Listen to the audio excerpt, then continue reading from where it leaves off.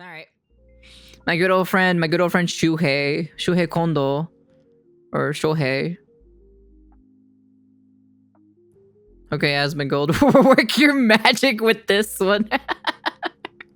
So this was 5 days ago. I talked to an Ubisoft insider about Assassin's Creed Shadows Backlash. Ooh, this is interesting. Okay. Let's take a look, shall we? As the title said, I did. I mean, technically, I'm still interviewing them. I guarantee this is real. I check their profile, the social medias, and also I check LinkedIn. So they reached out after the backlash of the video I posted on the Twitter. Take your DEI. And we started having some conversation. They're someone who had worked on other Ubisoft games during the time Assassin's Creed Shadow was developed. And it also looks like they worked to another gaming company too.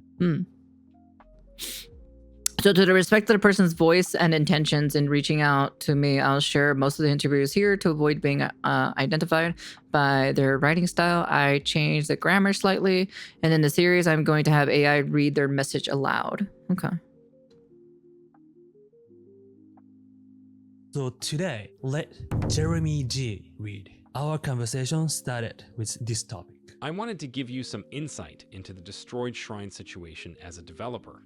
In video games, objects are typically called props. Yeah, of course. This shrine with the mirror consists of one or multiple props set together. By default, all props are static or non-destructible, because making them destructible requires extra work. You have to create sound and visual effects for the moment it breaks, along with specific animations, etc. It's an extra costly process. Usually in games, destructible objects are limited to those more likely to be in the player's path, like a lamppost in GTA that you can destroy by hitting it. The first mistake was even considering these shrine items as something cool to break. So that's the things. In other Assassin's Interesting. Creed games, you really can't break religious object in a map. Like you can break the cross, right? But in case you don't know, the mirror is the most important things in the shrine. And usually the mirror is hidden to like a core of the shrine. But if you do some ritual or something, the mirror goes outside sometimes, but it's very rare. Doing so encourages players to fight inside shrines. I also noticed that many enemies are placed inside Japanese gardens or on the exteriors of temples. The second mistake was failing to correct this during the backlash phase when they claimed they would be more careful in respecting Japanese culture. Transforming a destructible prop into a non-destructible one is just a click or You think Ubisoft is responsible? Man, that's crazy to hear. 2 on a developer's computer. This means they had not considered, even for a second, how religiously significant this item actually is. I don't think people like you should call them evil. Did I? They are just very ignorant, not well educated on the subject, and not thorough enough in their work. Actually, I thought about it too. But seeing Half-Leg Shrine, which is kind of parody of nuclear bomb. Take care, Dubstep. Be safe. Thank you for the follow as well. Welcome. Tollgate. I think many Japanese felt insulted. Seeing that lack of the research that they did in past works feels we are insulted.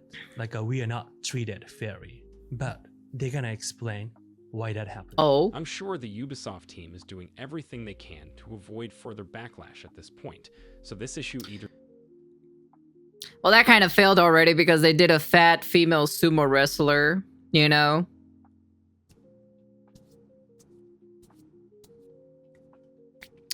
I don't know about that. Yeah, they're trying to minimize as much backlash. But then they decided to do a fat female sumo wrestler, so...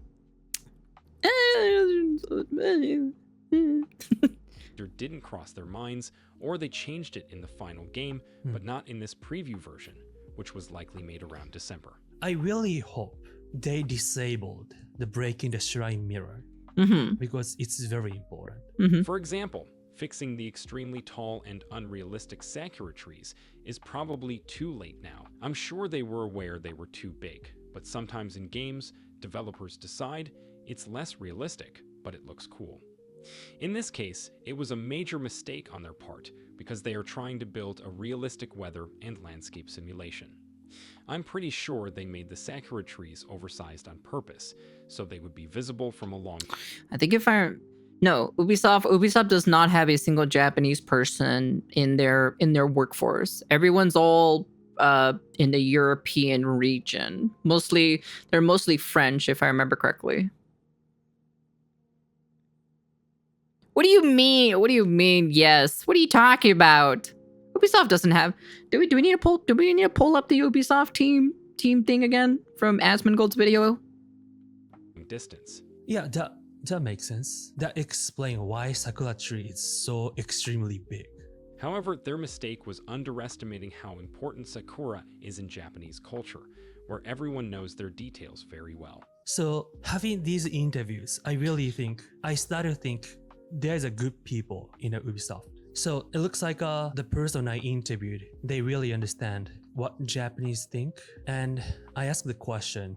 The question I asked is, what made you decide to talk to me about this controversy? Internally at Ubisoft, just before Christmas, we received a worldwide communication regarding the controversy surrounding the game. In an effort to reassure us, they stated that they had analyzed all the complaints online. It is important that we don't get discouraged by this noise. We have taken the time to analyze this situation. They represent a small yet vocal minority, and it is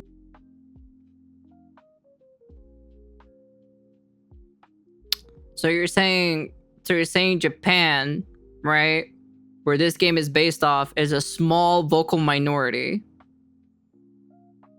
Damn, that's crazy to say that. That's crazy. It's important to differentiate between the haters and those who provide constructive feedback. I wonder where my first video went. Haters or constructive feedback? Not working on this project myself, I still wonder what they consider constructive feedback. That's true. What is these constructive feedbacks? I would love to see examples of. But they consult someone who emphasizes on Japanese history, Thomas Lockley. No, they did not. No, they didn't. They consulted on that one woman who wrote like a book or so about like priestess having,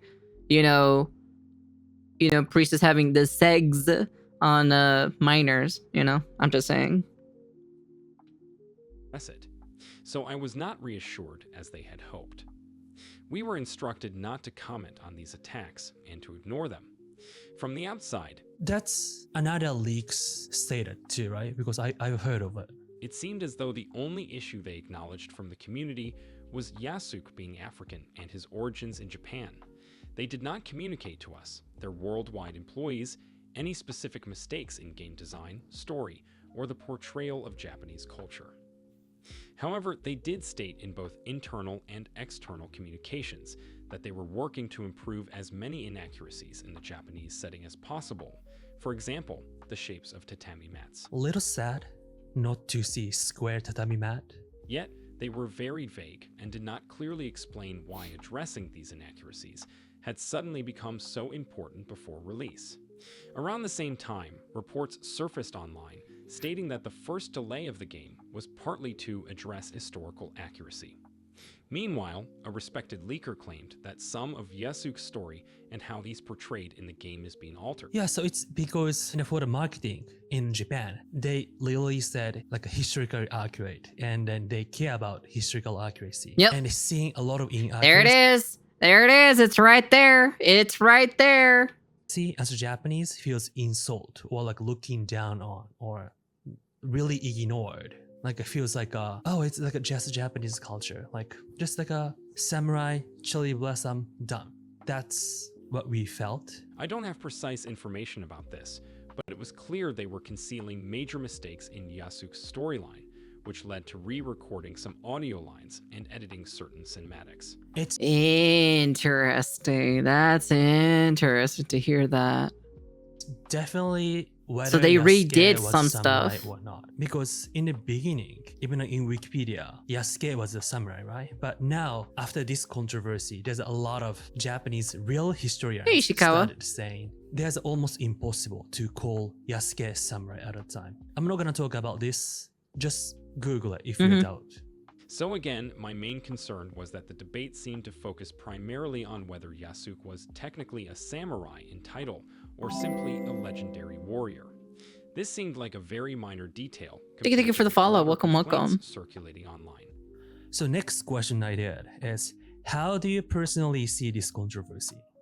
I personally feel really uncomfortable and ashamed to work for a company that allowed such a debacle to happen. Damn. I truly regret the lack of serious preparation in depicting the Japanese setting and the failure to recognize content that could lead to cultural incidents. Yeah, it definitely was a failure of preparation and like understanding the Japanese culture completely, you know?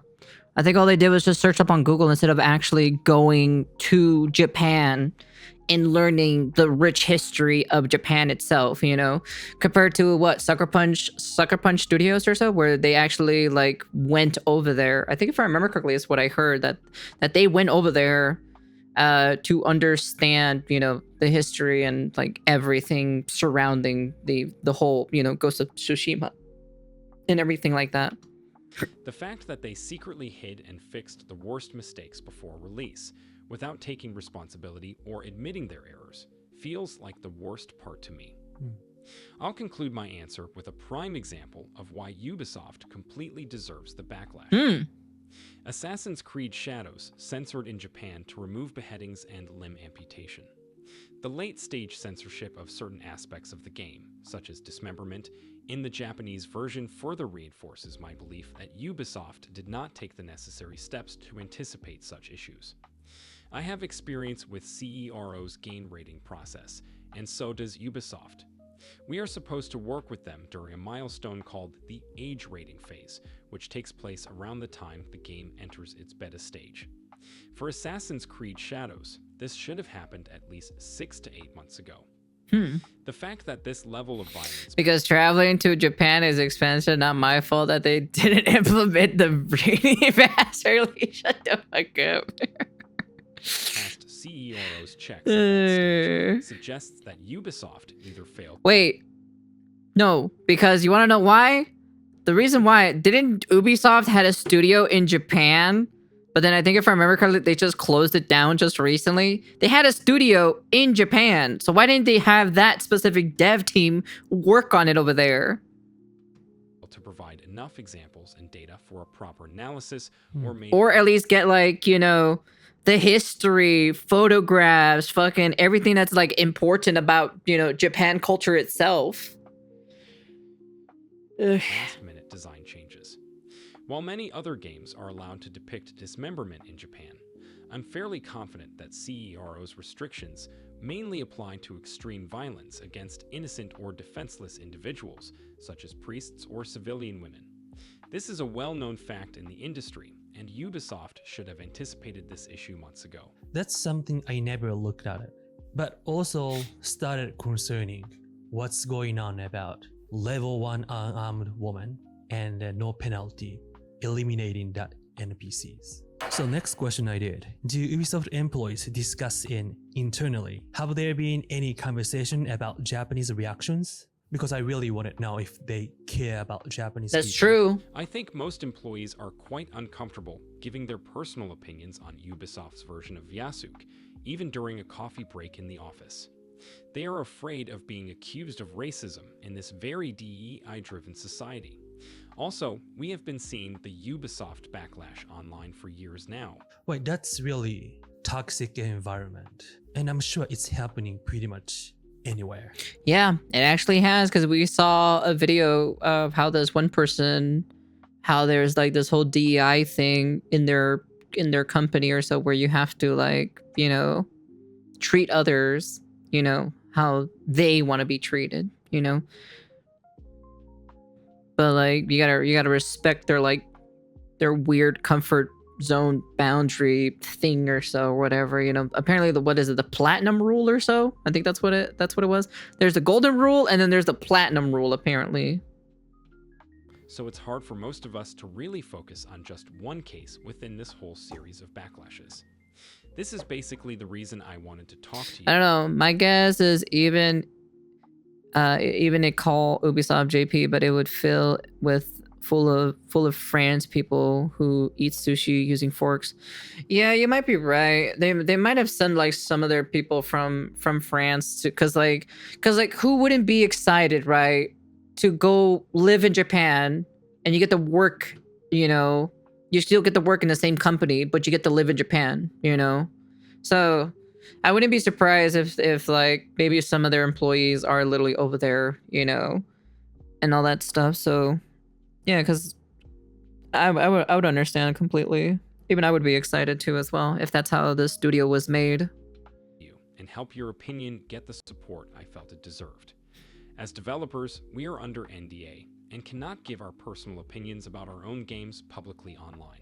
I mean, my opinion is that, to be honest, okay, I do understand now that developer is also suffering about environment. They cannot speak out, and also the company's decisions. But to fix the issue, I think this game needs to be failed so that company and the people on the top will know what they're doing is actually wrong. That's what I chance it's just a marketing team for JP market. Yeah, you could be right. You could definitely be right, actually. Because like they have a Ubisoft team in Shanghai, right? Question mark. I think there's a team over there as well, but it could just be maybe just a marketing team as well. So, or a smaller dev studio probably. This game needs to be failed. I can change the way I talk about this topic since I started to understand what's really going on. So I won't call them evil for now, but this game is still pretty insult. Alright, next question. Why do you think people have such a tendency to lack trust in Ubisoft? I personally see this recent controversy surrounding Ubisoft as having two very distinct origins. The first is the overall decline in the quality and polish of Ubisoft's games over the last decade. Yeah. Apart from a few exceptions, you can objectively see this through Metacritic scores, as well as general community feedback online, and often sales numbers. Some older fans of Ubisoft titles no longer feel that the new games are as creative and enjoyable as they used to be. There is a well-documented case of Ubisoft fatigue that many players suffer from, so older fans feel hurt and miss the good old days. In some cases, the hate comes from past love. Many players today grew up playing Ubisoft games and loved them as kids. This sentiment is also shared by many employees, and I'll try to explain why. In the last decade, while I was an employee at Ubisoft myself, I saw many colleagues lose a significant part of their motivation. Furthermore, Ubisoft has an increasingly concerning turnover rate. Senior and talented developers are leaving for other companies and being replaced by less experienced employees. That's the problem. That is basically a problem there. But the problem is like if they're getting rid of them, right? If they're getting like rid of them specifically, it's like, well, something internally must have went wrong or so for them in order to leave. That means something wasn't settled correctly. Very recently, the producer of AC Shadows himself revealed that half his team has never released a game before.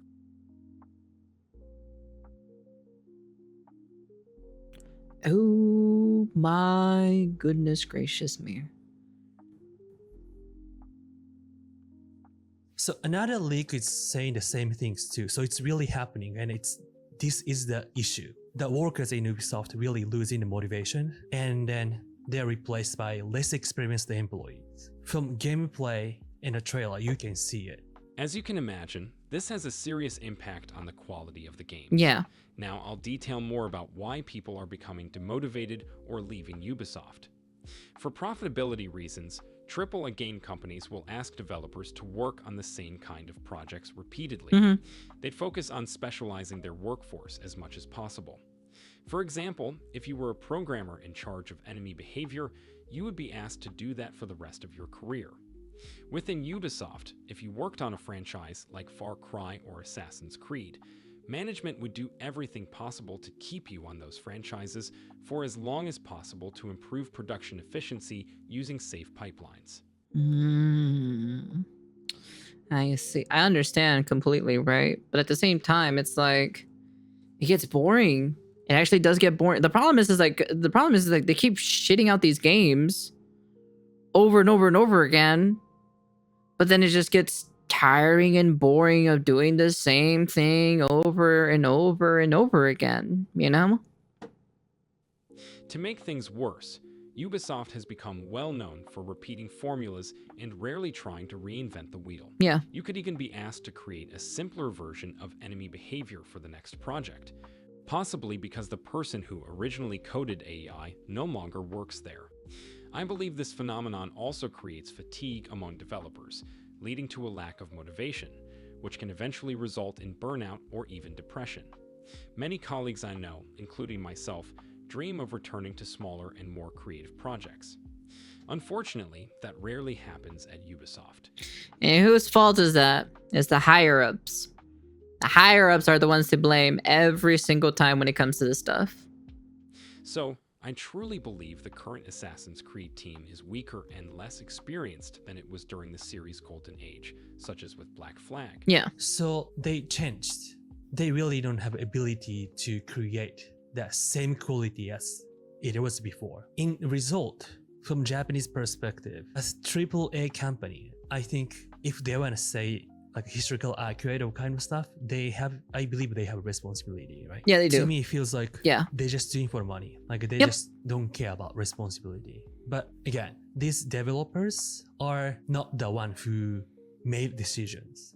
Of course, you know, the working class in the hierarchy of like game development, right? It's usually the higher ups are the ones to always blame. It's just Ubisoft. It's just when we say Ubisoft, we usually blame, you know, the owner, the higher ups, the business in suits, you know, everybody who is making the decisions to tell the working force at the bottom of the level who is like making a asset or so, like making tree assets, making cat assets, you know. I'm not gonna blame someone who's making cat assets, you know, or doing a texture or so on a fucking wooden house, you know. That's not really the people who we're blaming at the end of the day, you know. First class DEI experience, everyone where a senior dev can be replaced by a junior dev, all for cheaper labor. And if you question them, you're automatically a Nazi bigot, insert phobe, and insert cyst. Well, a lot of the seniors usually leave. There's multiple reasons, right? One of the examples, right? Apparently, this is like rumors or so. Apparently, one of the developer for that one vampire game that's coming out from a former dev from CD Projekt Red left the development team because apparently there's rumors or so that he was getting bullied. There was a lot of issues that was happening in the actual thing itself, and he decided to leave and make his own studio and took a couple of people that worked at CD Projekt Red that were pretty well known and developed the game for quite a while. Who were developers for quite a long time or so in that studio.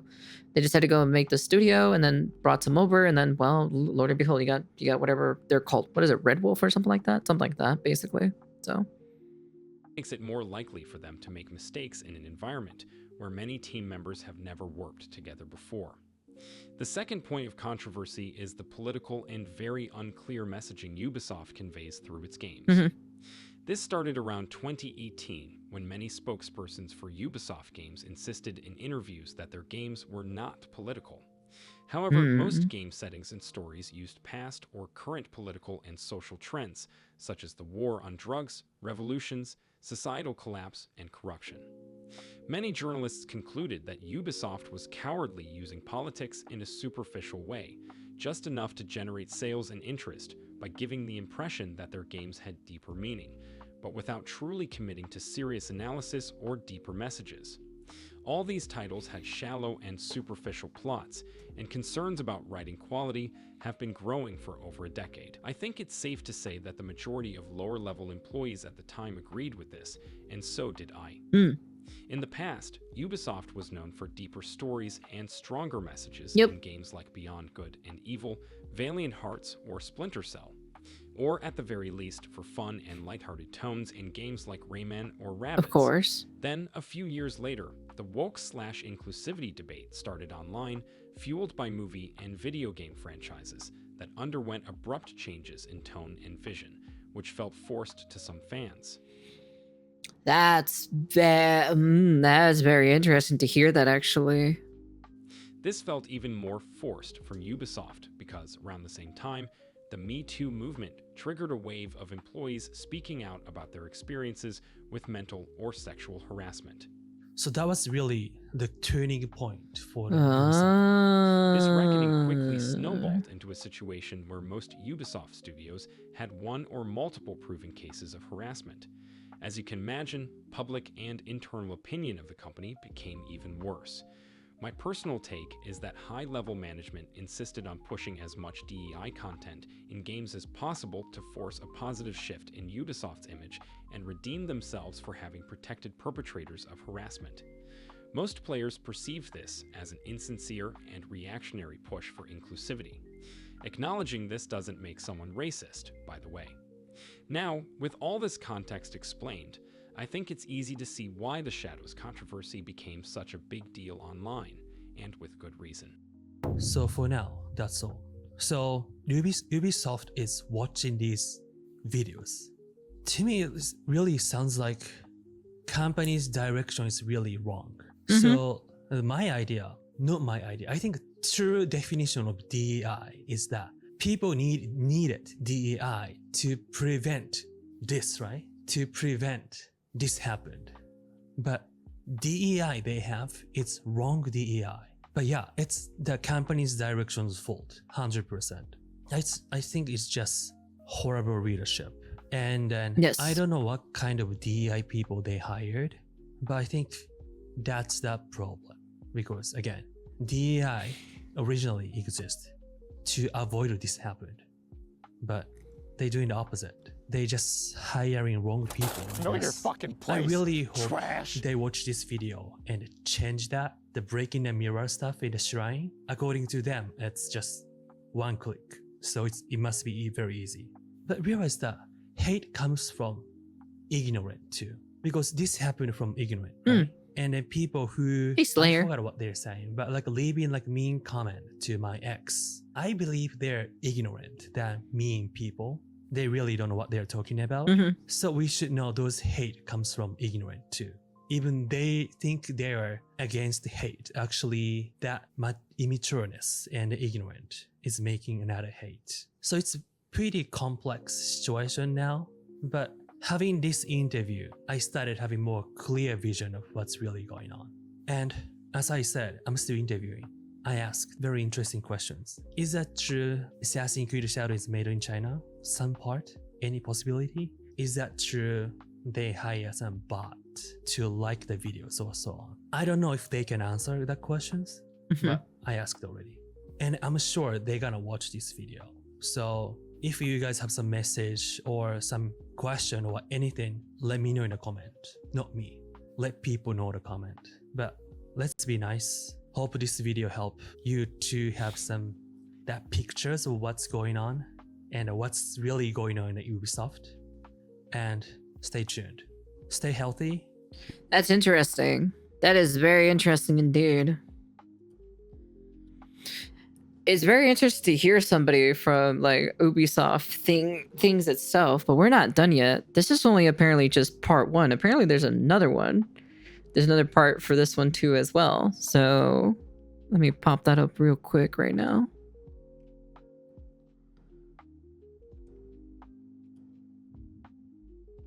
Here you go, part two. Assassin's Creed Shadow developed in China. Again, this is the second video, and I talked with someone who has worked on other Ubisoft games during the Assassin's Creed Shadow was developed, and also worked for other companies too. And this person, and so I really need to say, so this person reached out to me to propose to clarify some points how things works at Ubisoft. In the last video, I got some comments saying looks like a promotion or damage control. This sounds like a media department trying to save face. To be honest, I understand. And some part, I felt that too. But I guarantee the person is not trying to do that kind of stuff. And also, this is really happening. I really don't think it's any like a marketing department or involved or something. I realized that because the person's perspective is kind of new, right? Because we have defender's perspective and hater's perspective, and there's a lot of perspectives, left and right or top to the bottom. But we didn't have that developer's perspective. we have the kind of company's perspective. You can just see it from marketing, what marketing people said. The book is a good example, right? But we never heard the voice from group of people who work for them, who love video games and then decided to make a video game and then apply to the Ubisoft and end up seeing what's going on. We didn't have their perspective. So I really appreciate the person reached out to me, and it happened over text. Instead of me editing or trying to push my idea or something, I decided to keep original as possible because I'll comment because it's my channel, but I'm not gonna try to modify their message, the person's message. So it's almost original, but I changed some grammars because the way of writing, sometimes people can find out. And today's reader is Melissa V. So I was making a video applying Ubisoft, right? And I found they're looking for someone in China, like a Japanese localizer. And I started doubting it probably made in China because a lot of Japanese YouTubers pointed out it looks like more like a China or some part of Eastern Asia. So I asked this question. Some of visuals in the game feels very Chinese to me. Was Assassin's Creed Shadow developed in China, or at least partially? As with most AAA games in recent years, AC has been developed with the help of various international subcontractor companies specializing in asset creation for games, animation, objects, buildings, visual effects, and more. Many of these companies are from Korea, Malaysia, and China. Korea? I see. That's very interesting to hear that. Is kind of surprising me. But Malaysia? Understandable. But why not Japan? I asked that question, don't worry. I don't know what percentage of Shadows was made in China, but certainly a part of it was. Ubisoft Chengdu is also officially involved, most likely in asset production. I know some players and Japanese viewers have pointed out that certain architectural elements, outfits, or character faces look more Chinese than Japanese in some cases. Yeah, I've seen that one. Please consider this as pure speculation and interpretation on my part, not a fact. This person didn't mention how many percent of graphics are made in China, but at least not Japanese.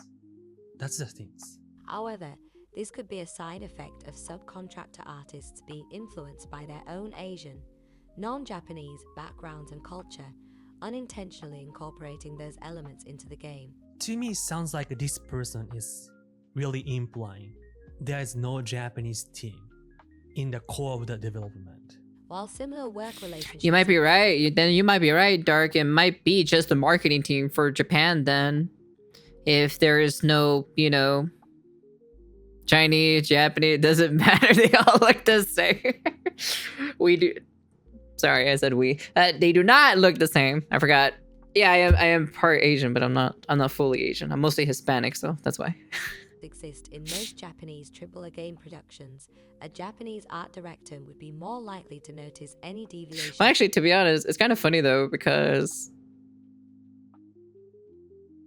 they're not wrong, but then they're not right. Because I was mistaken as being full-blooded Japanese because of my eyes. Which I'm not full-blooded Japanese, okay? Let me remind you that, okay? I am part Asian, but I'm mostly Hispanic, though. From historical accuracy and request corrections. On the other hand, Ubisoft Quebec or any Western studio might not always catch such inaccuracies in a setting like Japan, which they are less Thanks for familiar the epic 25-month resub, Kinkinsius. Your support and humor bring joy to our gaming journey. Let's keep the fun going and create more fantastic memories together. Nyaru and I appreciate your presence. 25 months in the basement, I'm counting. If this is on YouTube, go save yourself by entering the basement. Help. Shut the fuck up. Get your ass back down there. You have to set up the decorations for Black History Month, okay? Or else Dubstep's gonna get angry at you, okay? Anyways, yeah, we're taking a look at Shuhei's Kondo's video or so about, you know, he asked certain developers or so from Ubisoft, and it's very interesting to hear what's actually happening in the inside of like Ubisoft, right? Again, this is more a matter of cultural sensitivity and knowledge rather than an intentional decision. Yes, sounds like a slightly damage controlling, to be honest. But again, that's how we felt when we encountered new perspective, I guess. So, and I guarantee this person is not trying to excuse or something. It's Yeah. just the perspective we never heard. So let's continue. So, next question. Do they have a Japanese team working on a game? If so, what's their role? If not, why didn't they consider hiring a Japanese team? Both Ubisoft Tokyo and Ubisoft Osaka were involved in the game at some point. At some point, but then they must have stopped, question mark? Have a precise list of their contributions, but I know they were mostly responsible for marketing, promotion.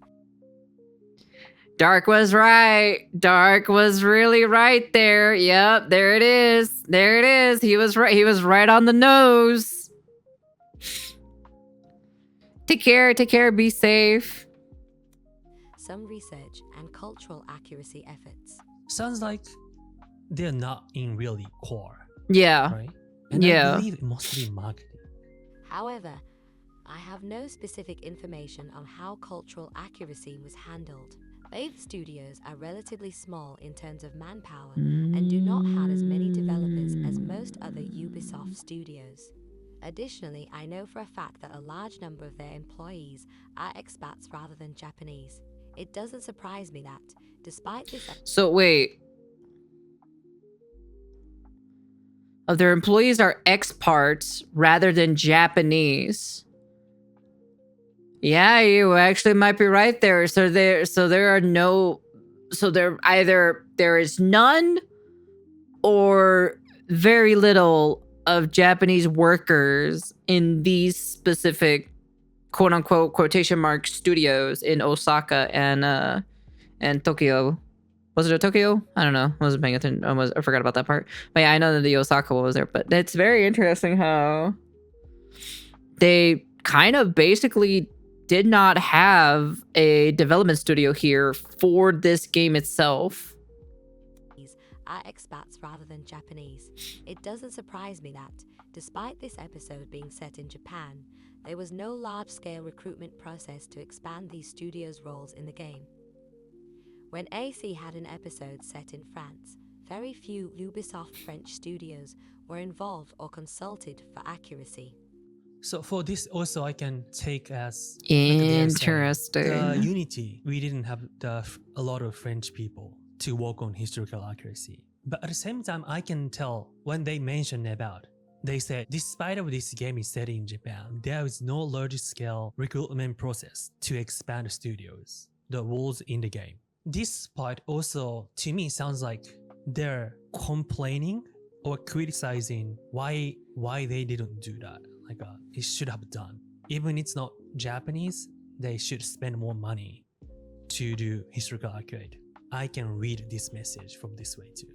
Lastly, Ubisoft Osaka was unfortunately shut down in early 2024 as part of a larger downsizing event that affected both studios, which had worked on the free-to-play game Exposing, a commercial failure.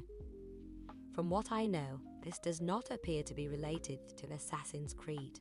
Meaning, Ubisoft Tokyo or Osaka, it's not really involved, except marketing. Alright, next question. That's something I really wanted to hear. And this is most frustrating part of this game. It's new. Why there is unarmed NPCs that you can kill, like a level 1 NPCs? No, they never had a Japanese team. To address this, I'll need to explain how NPCs work in video games. Many games use something called crowd station to handle civilians. These are essentially NPCs not connected to standard AI behaviors, like a merchant near his shop or a character chopping wood near a tree. They are not designed to react to the player's behavior because the designers have no need for them to. They serve a simple function, such as creating a fake sense of life in a tavern or selling items to players. Adding a fully interactive, combat-ready AI to those NPCs comes at an extra cost. Ghost of Tsushima, for example, has only very basic civilian NPCs who, apart from a few scripted cases, don't intervene in stealth sequences, mostly quest givers and vendors. This works for them because in their version of Japan, all locations are under Mongol occupation and civilians are either gone, hiding, captured, or would welcome your violence and not alert the enemies. Few games invest in this. Assassin's Creed has historically been a pioneer in this field. A core feature of AC is social stealth. Like in the Hitman series, the ability to blend into crowds, use civilians as cover, and avoid detection in some situations. For this system to work, NPCs must react to crimes, and some design solutions to neutralize them are needed. Since the first installment, the series has enforced consequences for killing civilians. After 3 kills, you are forced to reload to the last checkpoint.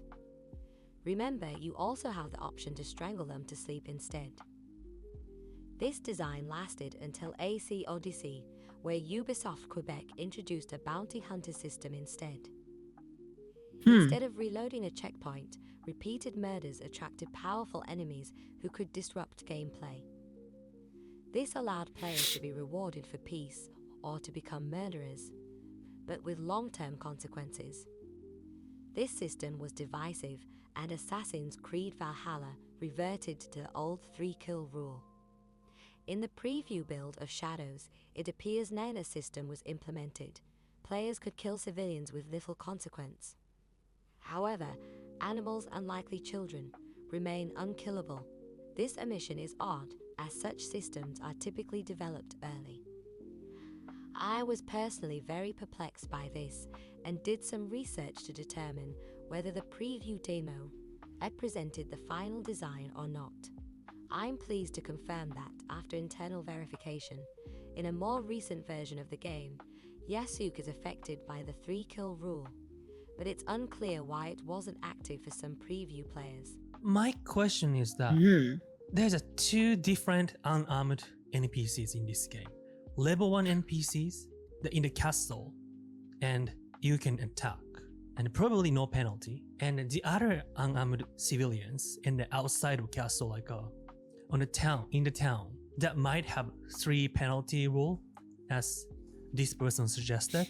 I'm not very clear which NPCs or both. I highly doubted it was a bug that was simply missed during the intensive QA process before validating this demo build. Ubisoft should have clarified this as soon as the clips were shared, as the lack of communication is fueling justified criticism. Then they're gonna explain a little bit about Valhalla's church attack, because church attack and the shrine attack, right? To my eyes, it's very different because you cannot break the cross, right? So let's listen. I'd like to share my opinion on the debate regarding why people didn't complain about church burnings in Assassin's Creed Valhalla, but are offended by shrine and mirror violence in Shadows. By the way, again, the mirror is the core of the shrine. Even for the Japanese, it's pretty rare to see because it's always deep inside. So it's super, super important. And I believe any religion, every single country treated be fair. I'm not a religious person, but I do respect. And I've seen Assassin's Creed Shadows respecting that. They didn't cross the line.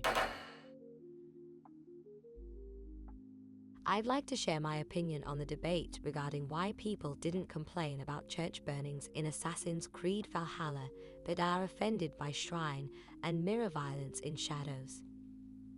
If you look closely at this video, you'll notice that the topic was handled with much more care at the time than Shadows does now. I'll show you the video they shared.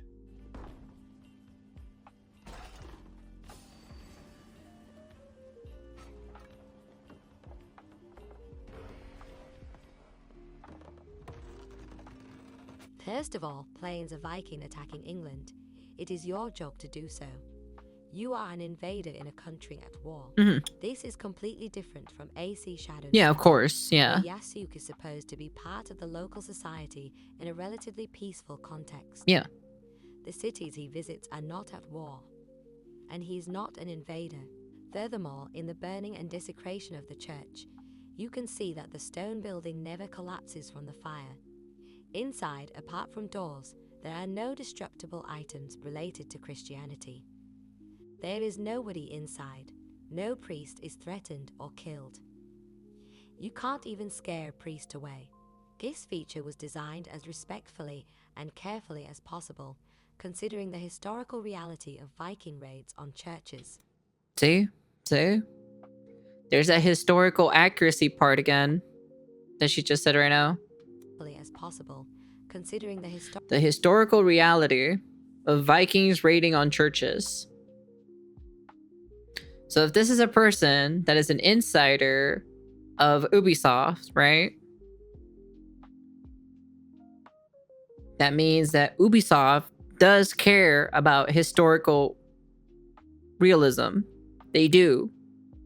So people who are saying that, like, you know, like from the last video that we saw, right?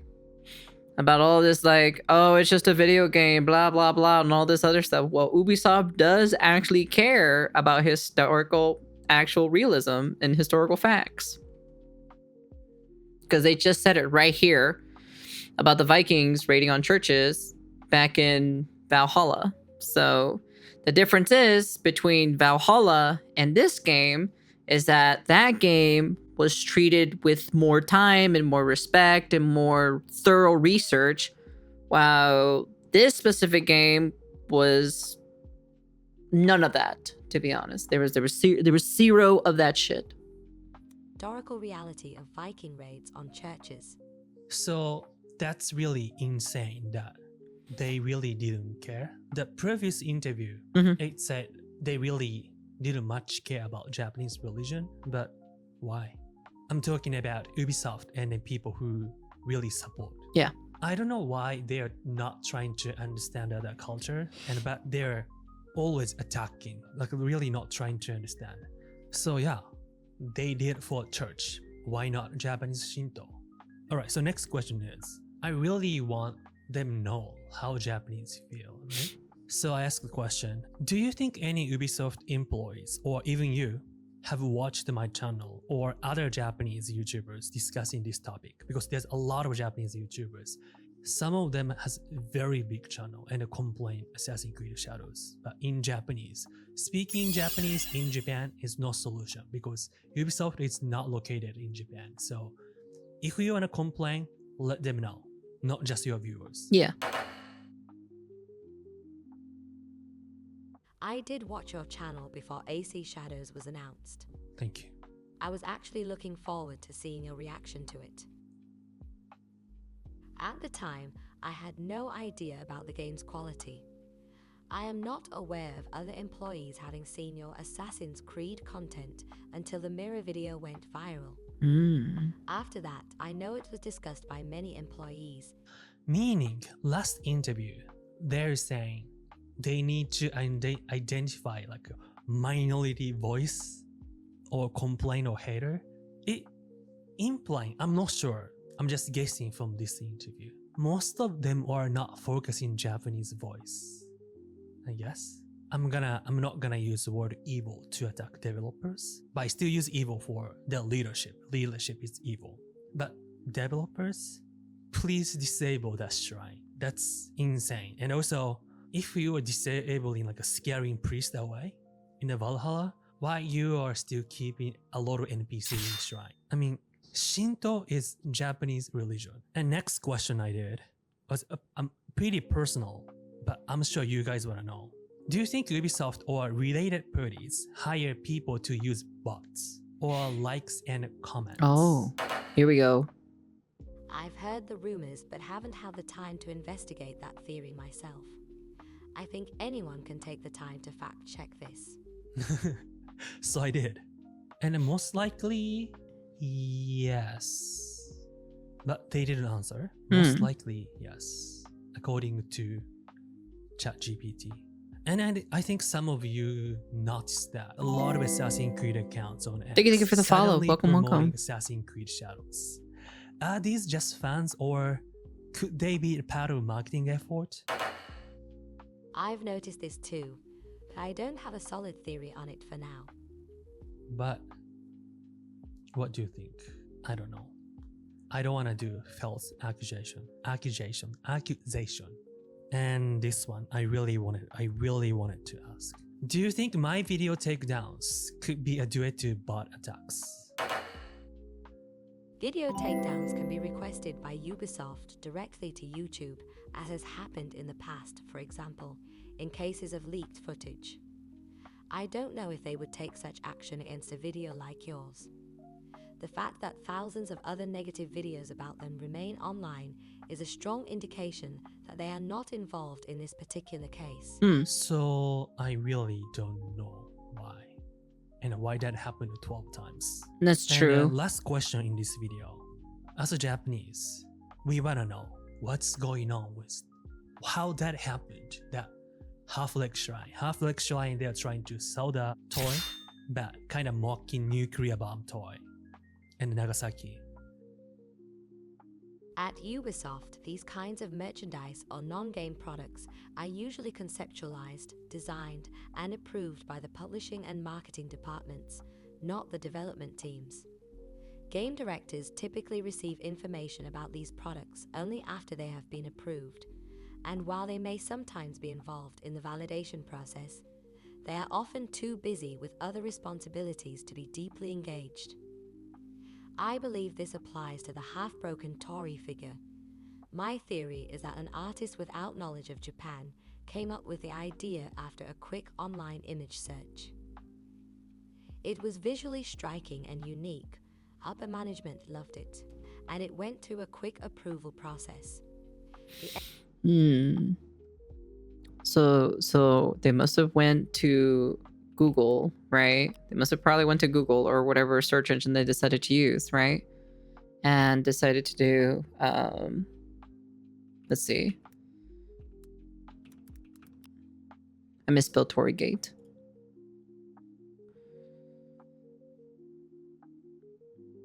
I'm like, how would you get half Torygate though? If you just type in Torygate. Where would you get like half Tory? Let me see.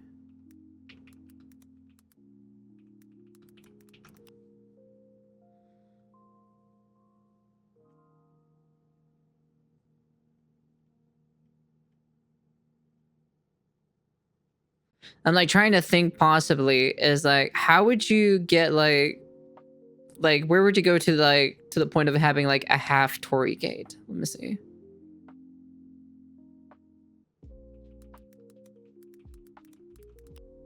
I just misspelled it again. Jesus fucking Christ.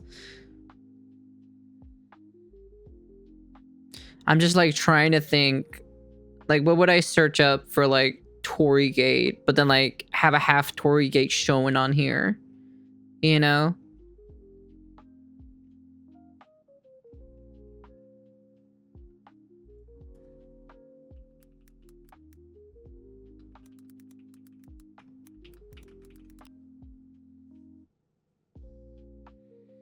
Because so far, at least from what I'm trying to research, they've all been kind of like full Torygates, you know? I'm trying to like think to some adjectives and some nouns or so to use. To trying to see if we can like pop up this like half Torygate kind of situation, you know?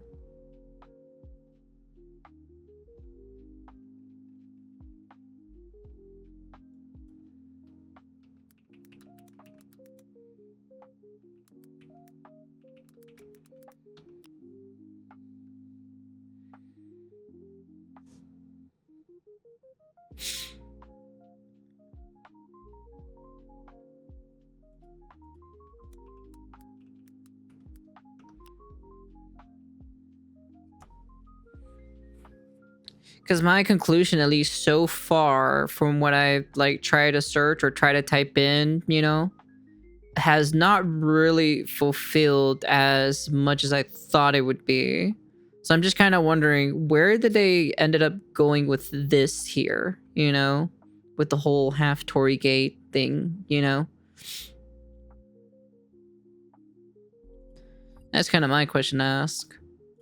Experts on Japanese culture likely weren't even aware of its existence until it was revealed online. Because again, it's implied expert. But if you type in half Torii gate, you see 3 things popped up about the half Torii gate.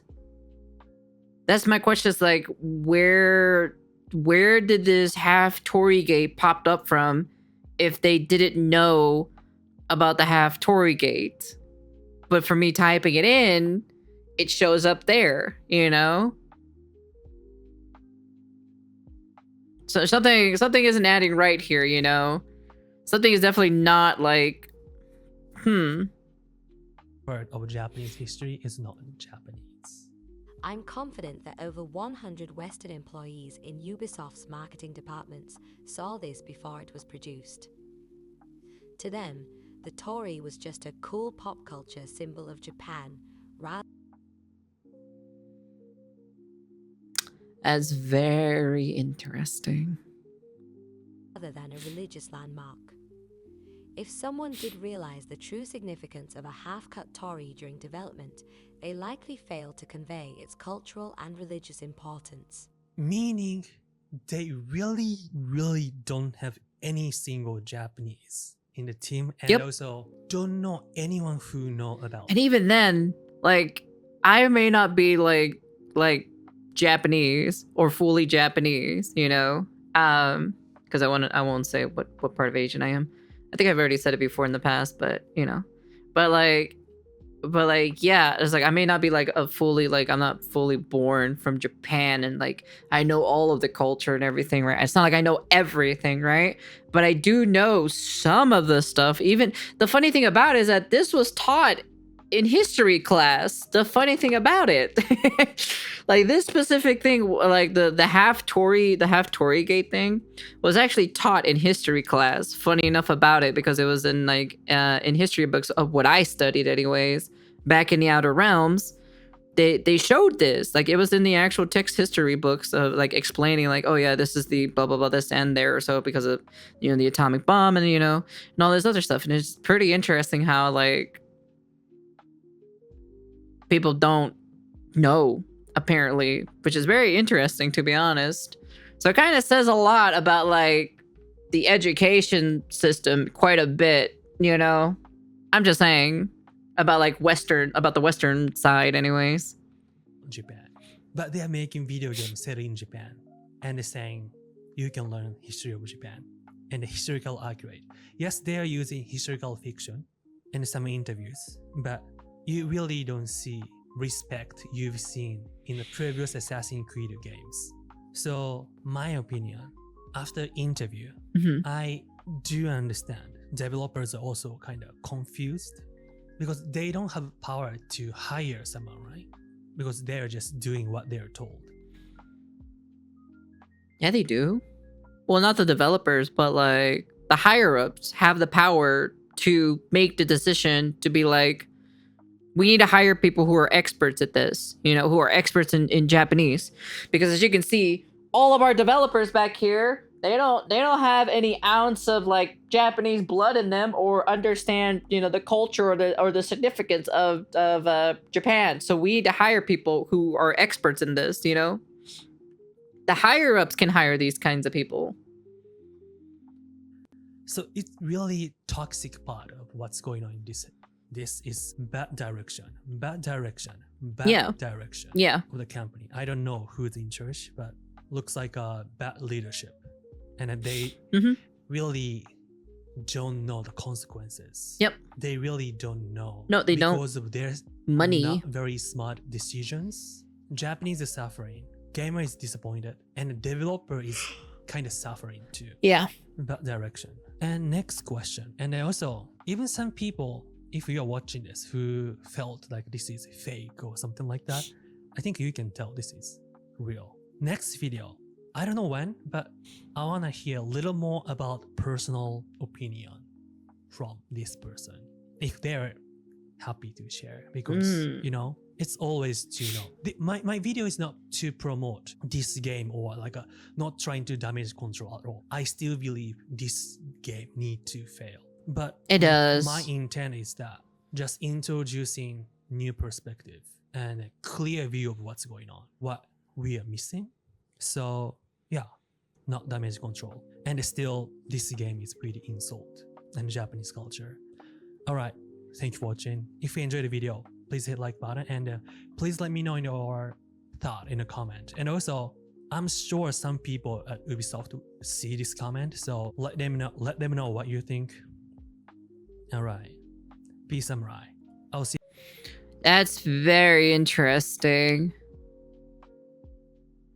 At least early Ubisoft did care enough to do proper research. To my knowledge, it was 10 years ago. My college used to send students to Ubisoft branches for 1 year tenure to build skills and experience if qualified. According to the old lecturers, they stopped contact with Ubisoft around 2014. That's very interesting.